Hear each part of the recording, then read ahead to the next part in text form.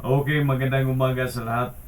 Kumusta ang pagising sa umaga, mga ka-idol, mga karong iboy. Ito ang mga mainit na reaksyon. Epifanio Labrador lumipat ng lungga, natatakot na sa kanyang sariling multo dahil sa kanyang ginagawa sa pagmumura sa Iglesia ni Cristo. Natakot na. Panoorin natin ito, ang kanyang mga expose, mga ka-idol.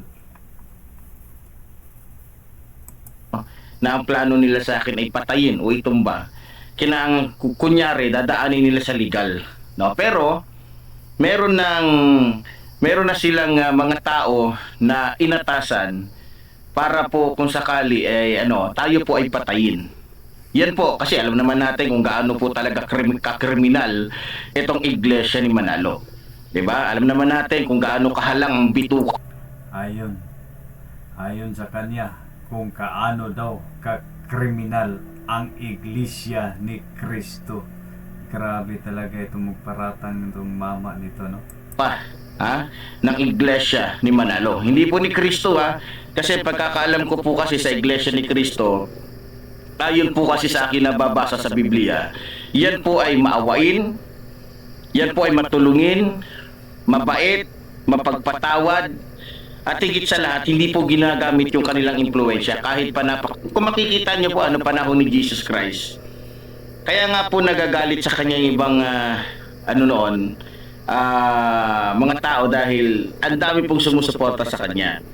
Pero sa kabila po ng kanyang mga naranasan, mga narinig, mga sinasabi ng tao, never po niyang ginamit yung kanyang impluensya, never niya ginamit yung dami ng mga tagasunod niya para lamang po gumante. No? Yun po kasi ang pagkakaalam ko sa tunay na iglesia ni Cristo. Hindi po katulad ng iglesia ni Manalo, na akala mo magaling lang sila pag sila ang naninira. Sa totoo lang, mga minamahal ko mga kababayan, magaling lang ang iglesia ni Manalo pag sila ang naninira. Sino kaya ang naninira? Di ba ikaw ang naninira sa Iglesia ni Cristo? Minumura mo. Tapos ngayon, binabaliktad mo ang mga sinasabi. Tapos ngayon, nagtatago ka eh. Dapat kung talagang matapang ka, hindi ka nagtatago. Doon ka lang sana sa kung saan ka pwesto. Ngayon, kitang-kita ang iyong location nasa bundok. Siguro namundok ka na ngayon eh. Di ba? Nasa bundok ka na para hindi ka mahanap sa mga iglesia ni Cristo. Pero mahahanap ka pa rin kasi ay talagang minamanmanan ka na ngayon.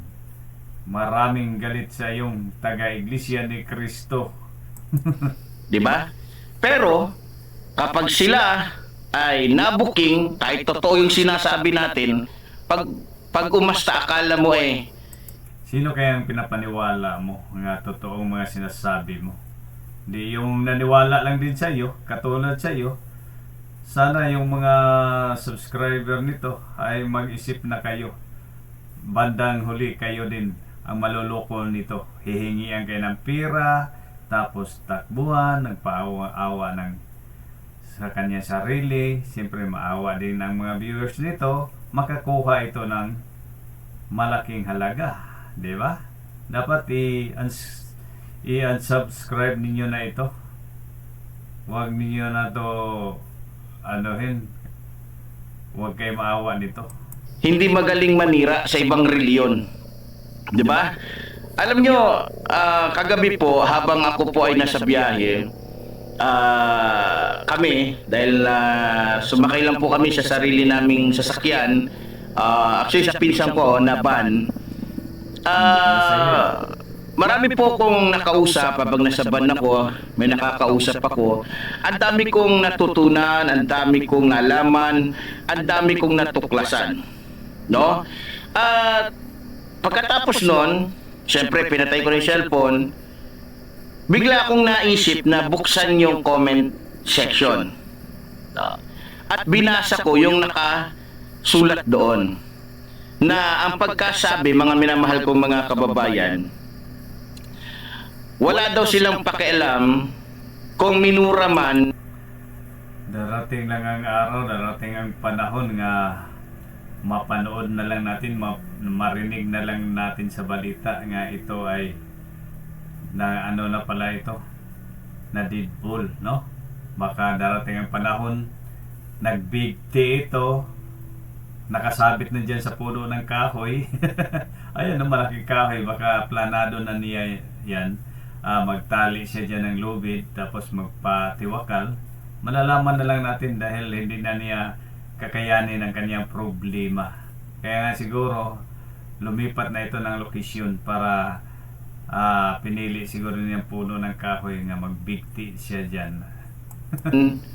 ni Digongyo yung Diyos ng mga Katoliko, dahil Diyos naman daw ng mga Katoliko yon. So, alam nyo mga minamahal ko mga kababayan, gusto ko lang sabihin sa inyo, no?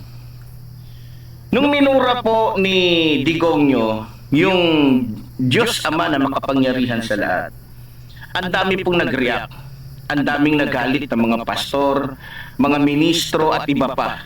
Lalong-lalo na yung mga taong nakakaunawa at nakakaintindi kung gaano ba kahalaga ang Diyos sa buhay ng isang tao.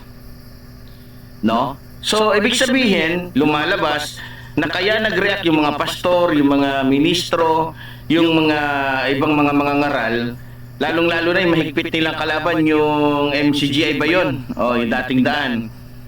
Dahil sa minura ni Duterte, no? Yung Diyos na makapangyarihan sa lahat. Pero ang tanong, umimik ba?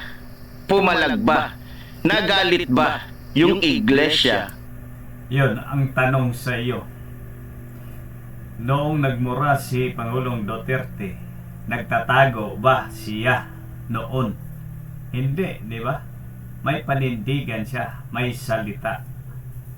Ikaw, minura mo, nagmura ka sa Iglesia ni Cristo. Nasaan ka ngayon? Di ba? Takot ka, nagtatago ka ngayon. Yeah. Kakaiba kayo ni Pangulong Duterte.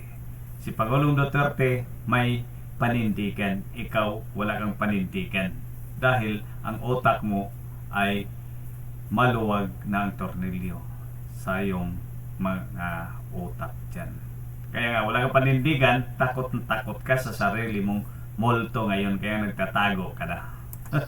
Ni Manalo, nung minura ni Duterte yung Diyos na makapangyarihan sa lahat, hindi sila umimik. Bakit?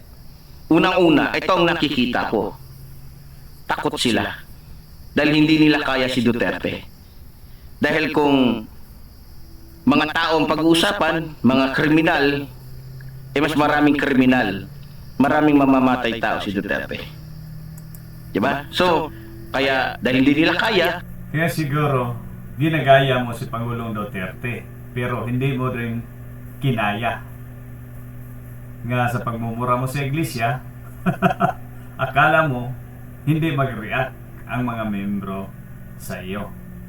Pero ngayon nag-react ang mga iglesia ni Cristo, ngayon nagtatago ka dahil sa takot mo. Di ba?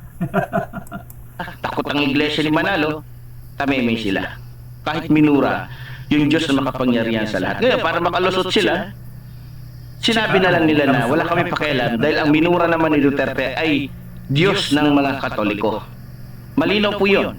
So, sa madaling salita, iba ang Diyos ng iglesia ni Manalo sa Diyos ng mga born again, sa Diyos ng mga ibang reliyon, lalong-lalo na ng Katoliko.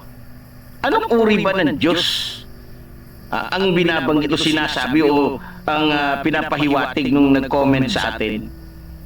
Anong Diyos ba ang meron sila? Ha? Alam ko na. Kung di ako nagkakamali, Buti, alam mo. di baling murahin ni Duterte ang Diyos na lumikha ng langit at lupa. Di baling murahin ni Duterte lahat ng anghel, lahat ng mga santos.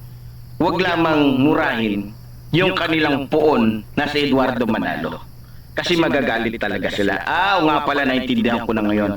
Kasi, tingnan nyo ha, kasi nung minura ko, si Eduardo Manalo, nag-react sila. Pero nung minura ni Duterte, ang Diyos na pinaglilingkuran nila, itinanggi nila. Pero mag-ingat kayo, mga iglesia ni Manalo. May kasabihan sa Biblia na ang sino man tumanggi sa Diyos, Demonyo ka. Marunong ka pala itatanggi magbasa din ng Biblia. sa langit. So sa madaling salita, mukhang tagilid. Mukhang sa nakikita ko walang iglesia ni Manalo na mapupunta sa langit. Okay mga karameboy, ayan nga no, napanood natin ito sa Epifanio Labrador Demonyo. Iba na nga ang kanyang lokasyon, iba na ang background sa kanya, wala na ito sa kanyang lugar, no? Lumipat na ito ng ibang lugar, nagtatago na dahil sa sobrang takot. Pero darating din ang panahon, ito ay maghimas-rihas itong demonyong tao na ito. So maraming salamat sa hindi pa nakasubscribe sa aking channel, pakisubscribe. Harong Ipoy, mabuhay ang mga Pilipino.